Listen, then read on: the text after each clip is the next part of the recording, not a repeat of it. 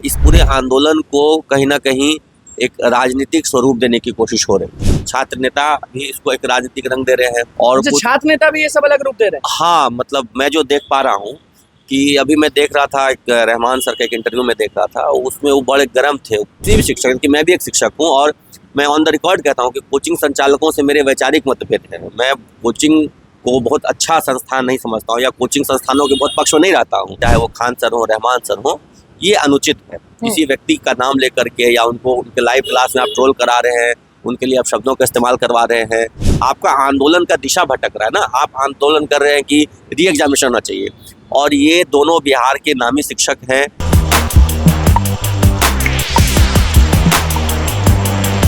नमस्कार, मैं हूं अनुकुल तिवारी और आप वॉइस अब देख रहे हैं। देखिए, हमारे साथ शिक्षक नेता अमित विक्रम मौजूद हैं, जन स्वराज के प्रवक्ता अमित विक्रम मौजूद हैं, आपके नेता जो कि आनंद मिश्रा हैं, पूर्व आईपीएस रहे हैं।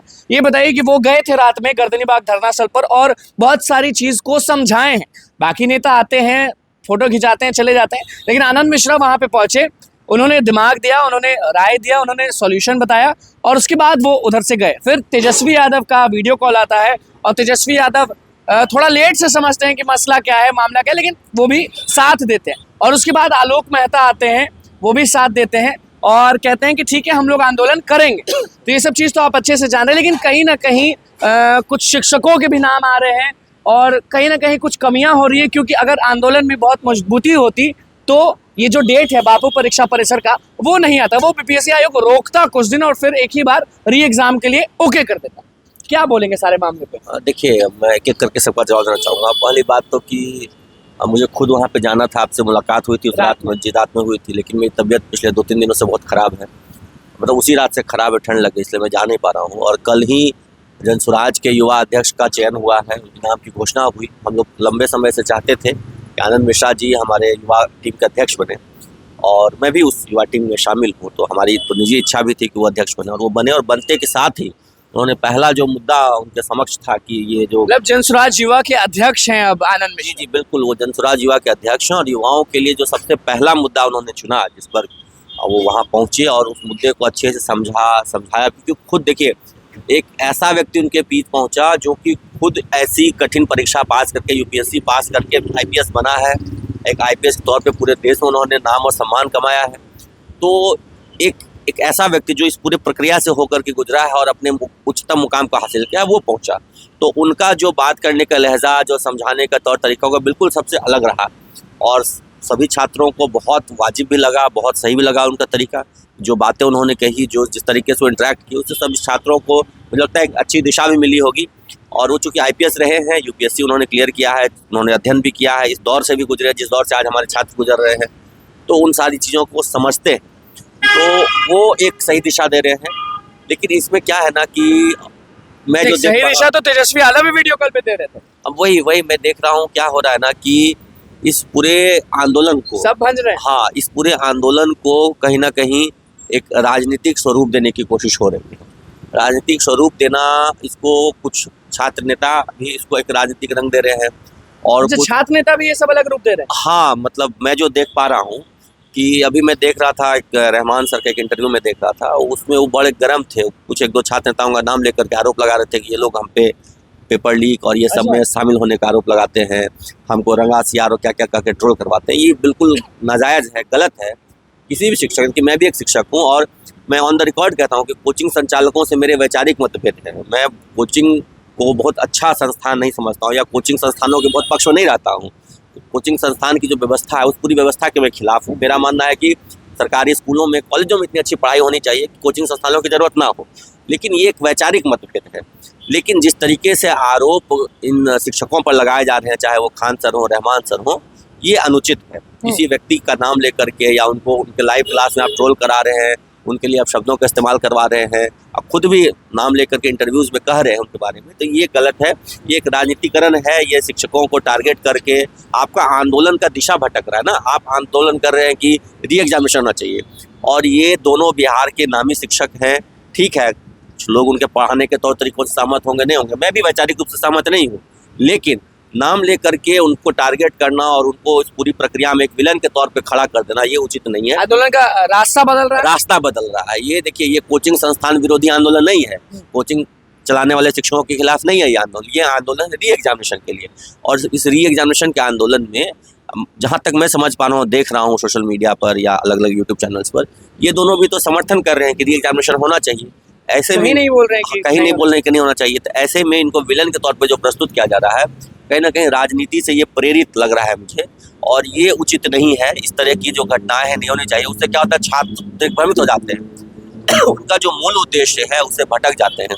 हमारे नेता भी गए तो उन्होंने, जबकि हमारे स्वयं प्रशांत किशोर भी जाना चाहते थे, लेकिन हमने कहा कि नहीं, प्रशांत किशोर जी स्वयं जाएंगे तो राजनीति लगेगा कि राजनीतिक युवा अध्यक्ष बने तो जाए, युवा अध्यक्ष जो है वो जाएं। और चूंकि देखिए, सिर्फ युवा अध्यक्ष की बात नहीं है, वो खुद एक IPS रहे हैं, UPSC की परीक्षा दी है, उन्होंने तैयारी की, पढ़ाई की, तो उस मुद्दे को समझते हैं। तो वो जाएंगे तो बेहतर तरीके से समझ पाएंगे, समझा पाएंगे, बात कर पाएंगे। तो हम लोग ये चाहते हैं कि मुद्दा सुलझे, लेकिन इसको राजनीति बना देना, कुछ छात्र अपनी निजी महत्वाकांक्षाओं के चक्कर में कुछ शिक्षकों को बदनाम करना, कोचिंग संचालकों को टारगेट करना, ये पूरा सा, देखिए दिल्ली में जो आंदोलन हुआ था वो कोचिंग संस्थानों के खिलाफ था, क्योंकि कोचिंग संस्थानों में छात्रों की मौत हो गई थी। वो एक अलग आंदोलन था, वो बेहतर व्यवस्था के लिए था। और वैसा आंदोलन अगर यहाँ भी होता है तो वो फिर अलग से आंदोलन होना चाहिए। मैं उसके भी खिलाफ नहीं हूँ। अगर आपको ठीक है कोचिंग व्यवस्था, कोचिंग संचालकों के खिलाफ आंदोलन करना है तो आप कह के आंदोलन कीजिए ना कि ये आंदोलन कोचिंग संस्थानों के खिलाफ है। लेकिन यहाँ तो वो आंदोलन है नहीं, ये आंदोलन तो 70वीं BPSC की PT जो री एग्जाम के लिए। तो मुद्दा वहीं पर केंद्रित रखना चाहिए और छात्रों को भी ये समझना चाहिए कि मुद्दे से नहीं भटके। मुद्दे से भटकने से क्या होता है कि आपका आंदोलन कमजोर पड़ जाता है, और उसी का प्रतिफल है कि सरकार कहीं ना कहीं ये समझ रही है कि जो छात्र वहाँ बैठ रहे हैं उनमें मतिभ्रम है, अलग अलग बातें अलग अलग लोग कह रहे हैं। एक मुद्दे पर यूनाइटेडली होकर के एक बात अगर सब आप सीधा कह रहे हैं कि जो भी लोग हैं ये BPSC री एग्जाम के लिए बोल रहे हैं, वो बस री एग्जाम पे बोल रहे हैं, इधर क्यों बोल रहे हैं? बिल्कुल बिल्कुल, री एग्जाम पर बोले। और जो मुद्दा है, जिस मुद्दे के लिए, जैसे कि जब डोमिसाइल के लिए आंदोलन था तो हम लोग केवल डोमिसाइल की बातें करते, शिक्षक बहाली को लेकर के डाक बंगला पे आप आए थे, वहाँ पे घिरा हुआ था, तो डोमिसाइल के लिए हम आंदोलन करें और हम बात करने लगे कि सीट बढ़ा दो तो आरक्षण के खिलाफ बोलने लग जाती, वो तो उचित नहीं है। मुद्दा है उस पर बोलिए, जो मुद्दा है आप उस पर बोलिए। और यहाँ मुद्दा है 70वीं BPSC PT की री एग्जामिनेशन। बिल्कुल। अच्छा, एक सवाल है कि कहीं ना कहीं हार भी दिख रहा है, क्योंकि अगर बहुत मजबूती से छात्र लोग, शिक्षक लोग एकजुट होकर अगर 70वीं BPSC के री एग्जाम के लिए बोलते तो हो सकता है कि जीत तुरंत हो जाता। लेकिन आज तीसरा दिन है और डेट आ चुका है बापू परीक्षा परिसर का, तो कहीं ना कहीं थोड़ा सा, देखिए लोग को बुरा लगेगा, लेकिन ऑनेस्ट स्पीकिंग अमित जी, कि कहीं ना कहीं डेट निकला है तो हार दिख रहा है थोड़ा बहुत। देखिए, मैं इसको हार के तौर पे नहीं देख रहा हूँ, लेकिन एक मतलब कह लीजिए कि एक 2% डाउन, हाँ, थोड़ा सा जो है सरकार फ्रंट फुट पे खेल रही है। वो शिक्षकों को पीछे ढकेलने की कोशिश, छात्रों को पीछे ढकेलने की कोशिश कर रही है। और इसमें कहीं ना कहीं जो आंदोलन की रणनीति है कमजोर हो रही है। नहीं, आंदोलन की रणनीति सही नहीं होने की वजह से ऐसा हो रहा है। अभी आप देखिए ना कि दिल्ली से शिक्षक आ रहे हैं, बिल्कुल दिल्ली से आ रहे हैं और नारेबाजियां हो रही हैं, सरकार विरोधी बातें हो रही हैं, ये सब कुछ हो रहा है। लेकिन जो पटना के शिक्षक हैं, जो पटना के बड़े बड़े नामी कोचिंग संस्थान हैं, उनकी कोई सहभागिता नहीं है, मतलब सहभागिता ही नहीं है। देखिए, परफेक्शन IAS हो, एडिटोरिया हो, खान सर हो, रहमान वाले तो पहुंचे थे, कल पहुंचे होंगे, पहले दिन कल मैंने नहीं देख पाया था। लेकिन ये सब की सक्रिय भूमिका होनी चाहिए, ठीक है, क्योंकि इनके पास छात्र हैं और इनके पास छात्रों को जाना चाहिए था। लेकिन ऐसा लग रहा है कि यह आंदोलन उनके खिलाफ है। तो यह आंदोलन शिक्षकों के खिलाफ या कोचिंग संचालकों के खिलाफ नहीं है, यह आंदोलन तो री एग्जामिनेशन के लिए है। अब माहौल ऐसा बना दिया गया है कि ये कोचिंग संस्थानों के खिलाफ आंदोलन है, तो इससे थोड़ा दिग्भ्रमित हो रहे हैं छात्र भी। क्या करना चाहिए हमें? मैं अभी भी कह रहा हूँ कि एकजुटता बनाइए, जो भी पटना के कोचिंग संस्थान सारे पहुंचे, सब एक साथ। देखिए, याद है वो जब आज से 10 दिन पहले आंदोलन हुआ था नॉर्मलाइजेशन को लेकर के, सारे लोग जोड़ लगा दिए थे और एक ही दिन में क्लैरिफाई करना पड़ा था कि नहीं, इसमें नॉर्मलाइजेशन नहीं होगा। और NCLEWS वाला भी लड़ाई, हाँ, वो सब भी है, वो सब में भी सब लोग साथ आते हैं। तो जितने भी यहाँ के नामी कोचिंग संस्थान हैं, शिक्षक हैं, उनको आना चाहिए और छात्रों को भी समझना होगा कि शिक्षकों को टारगेट करके उन पर दोषारोपण करके किसी व्यक्ति विशेष का निजी फायदा हो सकता है, राजनीतिक लाभ ले सकते हैं। लेकिन जो छात्रों का असल मुद्दा है उससे वो भटक रहे हैं और भटक जाएंगे तो फिर सफलता नहीं मिलेगी। देख लीजिए भैया, शिक्षक नेता अमित विक्रम हमारे साथ मौजूद थे, किस तरह से बताए हैं कि भटकिएगा तो री एग्जाम को भूल जाइए। अभी वो समय है कि 70वीं BPSC का अगर री एग्जाम कराना चाहते हैं तो अपने दिमाग से काम लीजिए, खान सर, रहमान सर, रोशन सर, जो भी सर है, जितने सर हैं, हो सकता है हम एक दो नाम भूल रहे होंगे तो माफी चाहेंगे, उसके लिए भी माफी चाहेंगे। और हो सकता है कि जो नाम अमित विक्रम जी बता रहे थे, हमने कहा कि आए होंगे, तो हो सकता है हम गलत होंगे, क्योंकि उस भीड़ में हम लगातार 9.5 घंटे लाइव रहते, तो हो सकता है ध्यान इधर उधर होता है।